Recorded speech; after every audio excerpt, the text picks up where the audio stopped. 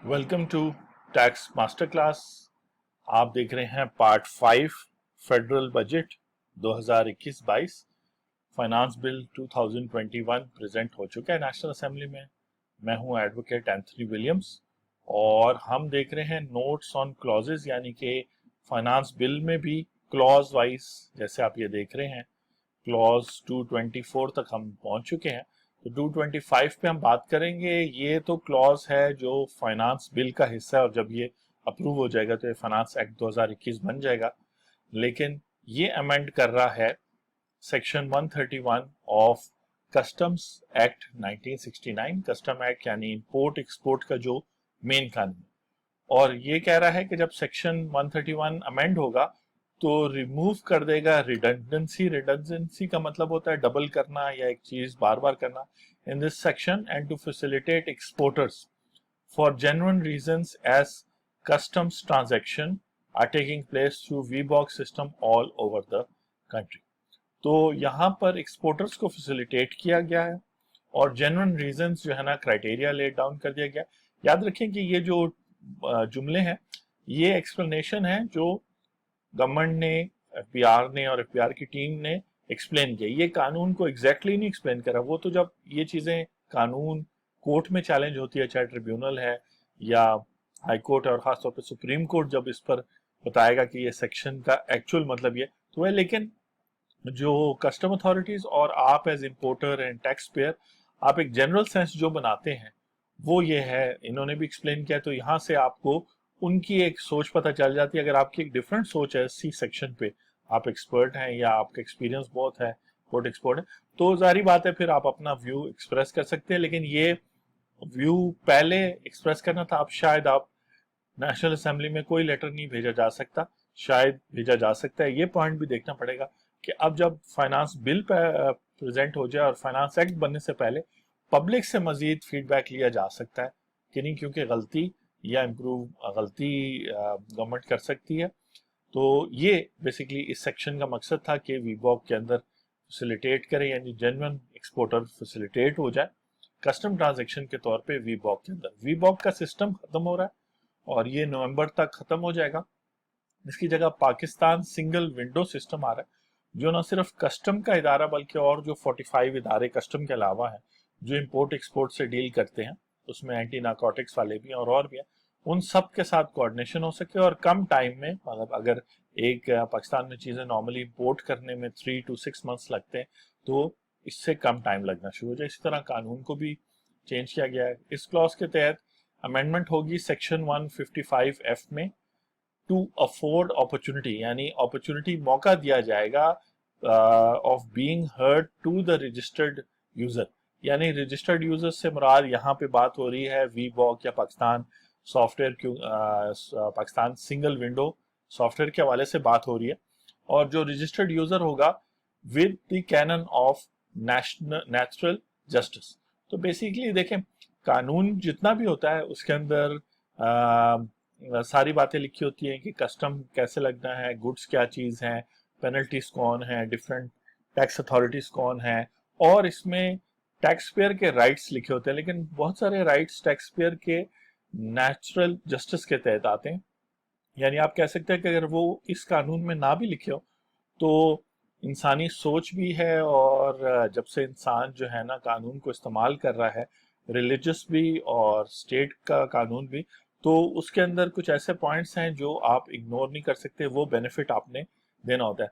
तो चूंकि tax laws में एक रूल है कि सिर्फ और सिर्फ जो टैक्स लॉ में लिखा हुआ है उसी पर अमल किया जाएगा, चाहे वो कस्टम्स की बात हो रही है, टैक्स पेयर की बात हो रही है। तो ये भी एक बड़ी इंटरेस्टिंग चीज है कि जो कैनन्स ऑफ नेचुरल जस्टिस हैं, यानी वो हकूक, बेसिक राइट्स, फंडामेंटल राइट्स जो आपको हासिल है कॉन्स्टिट्यूशन की वजह से भी और वैसे भी इंसान होने की वजह से, दुनिया में भी और पाकिस्तान में, तो वो रजिस्टर्ड यूजर्स इस्तेमाल कर सकेंगे। और यहाँ पे ज्यादातर वकील हजरात, एडवोकेट्स और बैरिस्टर्स जो है इस पॉइंट को यूज करके, अगर जेन्युइन उनका क्लाइंट है तो उनको रिलीफ दिलवा सकेंगे। तो ये कुछ इस तरह से बात कर रहे हैं। कुछ एक्सप्लेनेशन इन्होंने ऐड किया है, कुछ मैं आपसे शेयर कर रहा हूँ। पार्ट 5 आप देख रहे हैं। क्लॉज 27 में कहता है कि सेक्शन 155R में इनेबल किया जाएगा कस्टम अथॉरिटीज को। अब कस्टम अथॉरिटीज में मुख्तलिफ ऑफिसर्स, इंस्पेक्टर्स वगैरह to issue correction of certificate in case of genuine obvious error and facilitate trade. तो मैंने जैसे कहा कि इनकम टैक्स ऑर्डिनेंस में पिछले साल हमने बड़े सक्सेसफुली क्लाइंट के बेनिफिट में इस तरह के सेक्शंस यूज किए थे। तो अब कस्टम अथॉरिटीज के साथ लॉजिकल डिस्कशन करके आप अपना जो सर्टिफिकेट है उसको करेक्ट कर सकते हैं। कोरेंजेंडम का मतलब होता है कि उसमें कोई चीज ऐड या सब्ट्रैक्ट हो सकती है, और रीजन क्या बननी चाहिए, जेन्युइन या ऑब्वियस एरर होना चाहिए, जाहिरी वजह 10 लिखना था तो आपने 100 लिख लिया, वगैरह वगैरह इस तरह की चीजें। फिर अगले क्लॉज का मकसद है कि वो अमेंड करे section 156(1)(i) to increase the width of fine and inculcate compliance in importers regarding placement of invoice packing list in the containers। अब ये जो width of fine and inculcate compliance, इसका मतलब ये है कि सिर्फ ये ना देखा जाए कि जाहिरी तौर पे जो इंपोर्टर है वो कस्टम का कानून, कस्टम के रूल्स और जो रूल्स रेगुलेशंस हैं उनको जाहिरी तौर पे फॉलो करे, बल्कि वाकई में देखा जाए कि उसने किया है तो उसको फाइन का मतलब है पेनल्टी लगाई जाएगी। तो उसको देखा जाएगा कि यार वाकई में इसने जेन्युइनली इसकी क्या नीयत थी। अगर इसीलिए मैंने आपको कहा, और आपने वीडियो हमारी देखी होगी पिछले हफ्ते, कि अगर आप जेन्युइन टैक्स पेयर है तो कानून का स्ट्रक्चर ऐसा बनता जा रहा है कि जेन्युइन टैक्स पेयर को कानून प्रोटेक्ट करेगा, और जो लोग इंटेंशन बुरी, नेगेटिव, फ्रॉड की इंटेंशन रखते हैं उनको पिनलाइज किया जाएगा। तो यहाँ आपको ये नेचुरल जस्टिस वाली बात देख के और पिथ ऑफ फाइन वाला वर्ड सुन के, इनकलकेट कंप्लायंस का मतलब होता है इंपोर्टर के अंदर एक बात को उसको जहन नशीन कराना कि जी आपने ये बेसिक बातें हैं इंपोर्ट करते हुए आपने जरूर ख्याल रखना है। आप इसकी अंडर इनवॉइसिंग ना करें, इसकी क्वालिटी कम ना करें, इसको इस तरीके से ना मंगाएं कि ये बैंड आइटम है, वगैरह वगैरह 100 बातें हो सकती हैं। और इसको इनवॉइस और पैकिंग लिस्ट के हवाले से इस सेक्शन में बात की गई। तो बड़ी सारी इंटरेस्टिंग चीजें बात हो रही है। अगले क्लॉज से ओमिट किया जाएगा serial number 47A of section 160। तो एक कानून में चूंकि ये आइटम्स, ये ऐसा कानून है जैसे सर्विस टैक्स के कवानीन है मुख्तलिफ प्रोविंसेस में, PRA वगैरह, जहां पर लिस्ट एग्जैक्ट लिस्ट दी होती है गुड्स एंड सर्विसेज की। जो Punjab sales tax on services act है 2012, उसमें सेकंड शेड्यूल में एग्जैक्ट सर्विसेज की लिस्ट दी हुई है, जिसमें होम शेफ्स को भी इस साल बजट में प्रपोज किया गया है कि जो लोग होम शेफ हैं वो भी अब आप सेल्स टैक्स, सर्विस टैक्स देंगे जब वो खाना प्रोवाइड करेंगे अपने घर से जो सर्विस दे रहे हैं। तो इसी तरह लिस्टें कस्टम में, और ये पुराना कानून है तो इसका स्ट्रक्चर में पहले से लिस्टें और टेबल्स मौजूद है जहां मुख्तलिफ आइटम्स का जिक्र है। तो वो कह रहे हैं कि जो सेक्शन 156 में है to increase the ease of doing business, तो 47A पर सीरियल नंबर पर कोई आइटम है उसको अमिट किया जाएगा, जिसको फिर आप एक्चुअल कानून में देख सकते हैं आफ्टर 1 जुलाई, और अभी आप फाइनेंस बिल में देख सकते हैं वो आइटम क्या। क्लॉज 228 कहता है कि सेक्शन नंबर 89 इसी में अमेंड किया जाएगा to include retailer found in possession of smuggled goods. तो गालिबन क्योंकि 20-22 साल से टैक्स लॉज देख रहे हैं, तो ये बात अगर यहाँ कही गई है तो इसका मतलब है कि सेक्शन 156 जो है वो एक पेनल्टीज का सेक्शन है, और हमने इससे पहले भी वो पेनल्टी और फाइन की बात की कि और कैसे स्ट्रॉन्ग कर सकते हैं। वो पिथ की बात हुई उन्होंने की, वो गर्मियों वाली पिथ की बात नहीं हो रही जो आपको निकल आती है, बल्कि ये टेक्निकल वर्ड है। तो 156 जो है वो पेनल्टीज का सेक्शन है, और उसके अंदर इंक्लूड किया जा रहा है सजा उस रिटेलर की, रिटेलर कहते हैं जो जनरल पब्लिक को आइटम्स बेचते हैं, और वो भी 1 बाय 1 सिंगल आइटम करके, जिनके पास स्मगल्ड गुड्स होंगे। स्मगल्ड गुड्स वो होते हैं जिन पर ड्यूटी नहीं पे हुई होती, चाहे वो प्रॉपर पोर्ट से आए या किसी और तरीकों से आए, क्योंकि मुल्क में बहुत सारे ऐसे एरियाज हैं जहां पे चेक पोस्ट, कस्टम वगैरह के नहीं है। इसी तरह आगे क्लॉज में कहता है कि सीरियल नंबर 90 पर इंक्लूड कर दिया जाएगा। तो इस तरह जो मुख्तलिफ पेनल्टीज हैं लगाई जा रही है।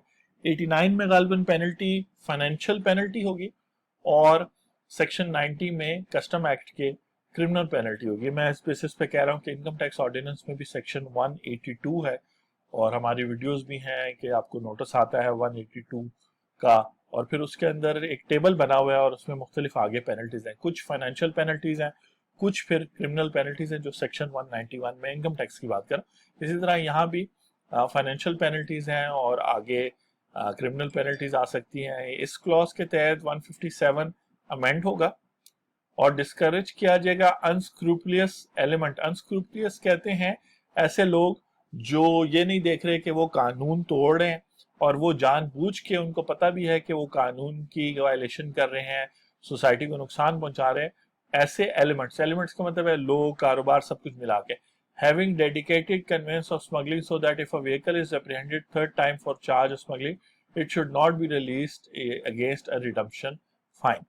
अनस्क्रूपलियस ऐसे लोगों को भी कहता है जो बार बार कानून तोड़ते हैं। इसमें सबसे सिंपल एग्जांपल है जो बार बार सिग्नल तोड़ते हैं। तो अगर आप किसी लाहौर की एग्जांपल दूंगा कि लाहौर में स्मार्ट सिटी के इनिशिएटिव के तहत हर जगह पर कैमरेज लग गए और हर शख्स का चालान होता है, और अगर 4 चालान आपके हो जाएंगे ट्रैफिक वायलेशन के, सिग्नल तोड़ने पे और भी चालान होते, तो आपकी गाड़ी जो है ना पकड़ ली जाएगी या आपकी व्हीकल जो भी है पकड़ ली जाएगी और वो फिर आप फाइन देंगे और वापस लेंगे। यहाँ पे कहा जा रहा है कि अगर स्मगलिंग, और स्मगलिंग की अपनी एक डेफिनेशन है, और वह कि अगर स्मगलिंग हो रही है तो फिर उस गाड़ी को तीसरी दफा जब पकड़ा जाएगा उसी गाड़ी को, तो छोड़ा नहीं जाएगा। तो जो लोग हैबिचुअल होते हैं झूठ बोलने में, कत्ल करने में या स्मगलिंग करने में, जिनकी आदत बन गई होती है और वो आदत छोड़ नहीं सकते, तो उन सब लोगों के लिए फिर संगीन से संगीन पेनल्टीज होती हैं।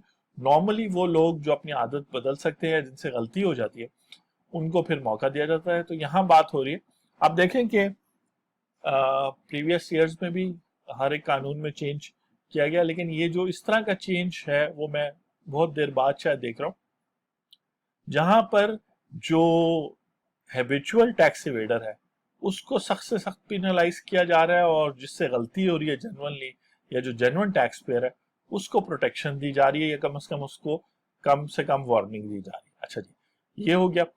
अगला क्लॉज कहता है कि जी अमेंड किया जाएगा सेक्शन 179 ताकि रिड्यूस किया जाए time allowed for decision of cases where in the impugned goods.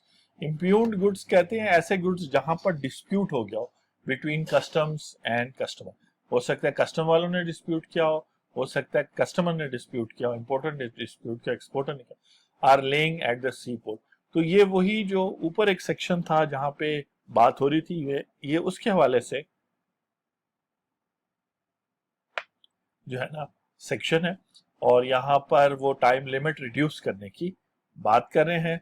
फिर एक क्लॉज है, अमेंड है section 195 to correct sequence of officer seniority. तो ऑब्वियसली लॉ के अंदर हर चीज बताई होती है, ऑफिसर्स की सीनियरिटी में कोई प्रॉब्लम था वो ठीक कर दिया। फिर 196 में deputy collector, deputy director authorise किया कि to prefer an application reference to high court. तो हाई कोर्ट जाया जा सकता है डिप्टी कलेक्टर, तो उनको मजीद पावर्स दिए जा रहे हैं। 202B other law enforcement agencies को for the purpose of reward and increase in work.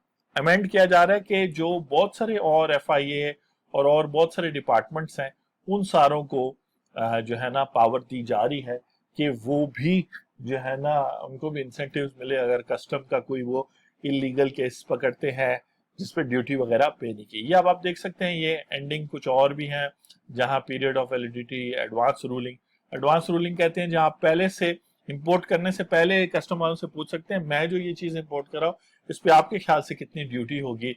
वो 1 ईयर से लेकर 3 साल तक की, अब आप 1 साल के बजाय 3 साल तक वो आपको बता सकते हैं कि ये ड्यूटी होगी। एक स्पेशल टेक्नोलॉजी जोन बन रहा है authorise under export facilitation area के नाम से, और वहां उसका एक नया चैप्टर ऐड हो गया, और इसी तरह 5th शेड्यूल को सब्स्टिट्यूट किया जा रहा है 1st शेड्यूल को। आप देख रहे थे पार्ट 5, और नेक्स्ट पार्ट 6 में आप देखेंगे सेल्स टैक्स एक्ट। कस्टम का ताल्लुक इंपोर्ट एक्सपोर्ट से तो था, लेकिन जो मुल्क में अगर बिजनेस पॉइंट ऑफ व्यू से देखें, अगर आप बिजनेस पर्सन हैं या बिजनेस स्टार्ट करना चाहते हैं या ऑनलाइन बिजनेस करते हैं, तो आपको बेहतर रॉ मटेरियल जिस तरह आपको एक बेहतर एजुकेटेड लेबर फोर्स की जरूरत है, इसी तरह आपको रॉ मटेरियल की भी जरूरत होती है। तो इन अमेंडमेंट से इसका फायदा होगा। Thank you very much. होती है आपसे मुलाकात।